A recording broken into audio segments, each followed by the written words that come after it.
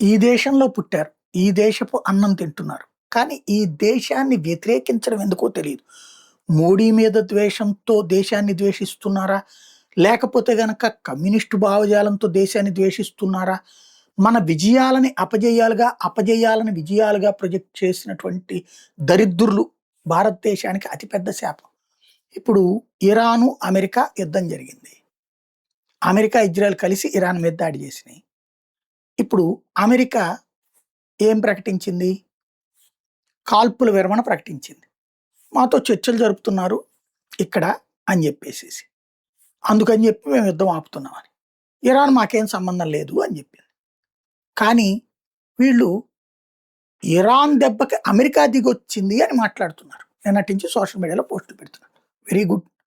మరి భారతదేశం పాకిస్తాన్తో ఏ చర్చలు జరపలేదు.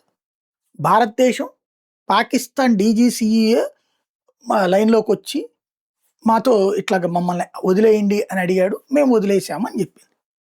దాన్ని నమ్మారు ఎవరన్నా? No no no no. భారతే భయపడి వెనక్కి వచ్చేసింది. పాకిస్తాన్ గెలిచేసింది. పాకిస్తాన్తో చర్చలకు సంబంధించినటువంటిది వచ్చేటప్పటికి తప్పు చేసేశారు. ఎవరు చర్చించారు పాకిస్తాన్తో చర్చలకి? ఇక్కడ పాకిస్తాన్ గెలిచేసింది, అక్కడ ఇరాన్ గెలిచేసింది.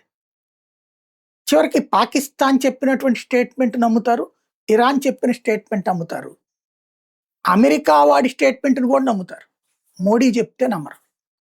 మరి నిన్న అమెరికా అధ్యక్షుడు ట్రంప్ స్టేట్మెంట్ ఇచ్చి, ఇక్కడ అసలు లాజిక్ ఇక్కడ ఉంది. వెంటనే అమెరికా అధ్యక్షుడు ట్రంప్ మేము యుద్ధ విరమణ 5 రోజులు నాతో వాళ్ళు ఎవరో చర్చించారు అన్నాడు.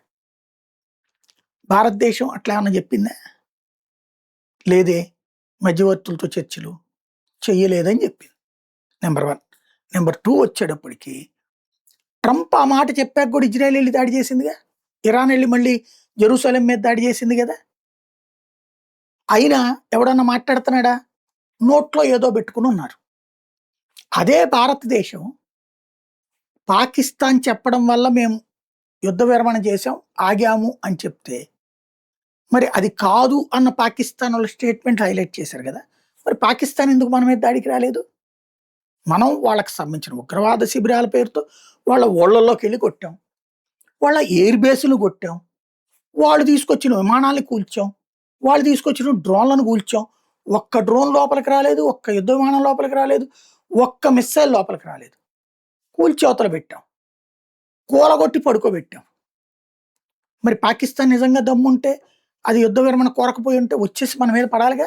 ఎందుకు పడలేదు? ఇప్పుడు ఇరాన్ అమెరికా మీద, ఇదే ఇజ్రాయెల్ మీద మళ్ళీ దాడులు చేసినట్టుగా, గల్ఫ్ దేశాల మీద దాడులు చేస్తున్నట్టుగా పాకిస్తాన్ చెయ్యాలిగా మన మీద. ఎందుకు చేయలేదు? అంటే వాడే అడిగిందనే కదా లెక్క.